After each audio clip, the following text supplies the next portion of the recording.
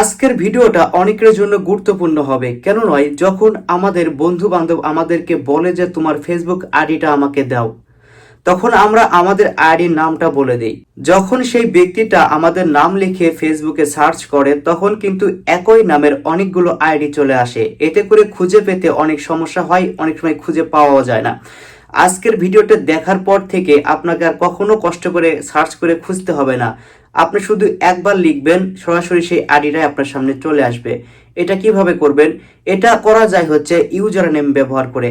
প্রত্যেকটা ফেসবুক অ্যাকাউন্টে একটা ইউজার নেম রয়েছে, যেটা আপনারা সেট করেছেন অথবা অনেকেই করেননি। যারা সেট করেননি তারা আজকে করে নিতে পারেন। কিভাবে এটা করবেন আমি আজকে দেখিয়ে দিচ্ছি। যদি ভিডিওটা ভালো লেগে থাকে তাহলে অবশ্যই চ্যানেলটিকে সাবস্ক্রাইব করুন, অন্যকে শেয়ার করে দিন। চলুন শুরু করা যাক। শুরুতে আপনাদের ফোনে থাকা ফেসবুকটাকে ওপেন করবেন। ওপেন করার পরে এইরকম দেখাবে, ওপরে দেখুন আপনার প্রোফাইল চিহ্ন আছে, এইখানে একবার টাচ করে দিন। টাচ করে দেওয়ার পরে এখান থেকে দেখুন উপরে 3 ডট, এই যে এইখানে একবার টাচ করে দিবেন। টাচ করে দেওয়ার পরে এইরকম দেখাবে, এখান থেকে দেখুন নিচে লেখা আছে সেটিং অ্যান্ড প্রাইভেসি, এইখানে একবার টাচ করে দিবেন। টাচ করে দেওয়ার পরে উপরে লেখা আছে সেটিং, এইখানে একবার টাচ করে দিবেন। তারপরে আপনি দেখতে পাবেন হচ্ছে অ্যাকাউন্ট সেন্টার, এই যে এইখানে একবার টাচ করে দিবেন। টাচ করে দেওয়ার পরে এরকম দেখাবে, এখান থেকে আপনাকে যা করতে হবে এটার উপর টাচ করে দিতে হবে। প্রোফাইল অ্যান্ড পার্সোনাল ডিটেলস, এখানে একবার টাচ করে দিবেন। টাচ করে দেওয়ার পরে এখান থেকে আপনার ফেসবুক অ্যাকাউন্টটা যেটা, এই যে আমারটা, এইখানে একবার টাচ করে দিবেন। টাচ করে দেওয়ার পরে এখানে দেখুন লেখা আছে হচ্ছে ইউজার নেম, এইখানে একবার টাচ করে দিবেন।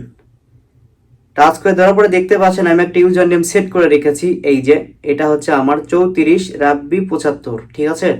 এইটা লিখে যদি কেউ ফেসবুকে এসে সার্চ করে, তাহলে সঙ্গে সঙ্গে অন্য কারো আইডি আসবে না, আমার আইডি চলে আসবে। এতে করে অনেক সহজ হবে, কোনো প্রকার ভুল হবে না, খুব সহজেই যে কারো আইডি খুঁজে পাবেন।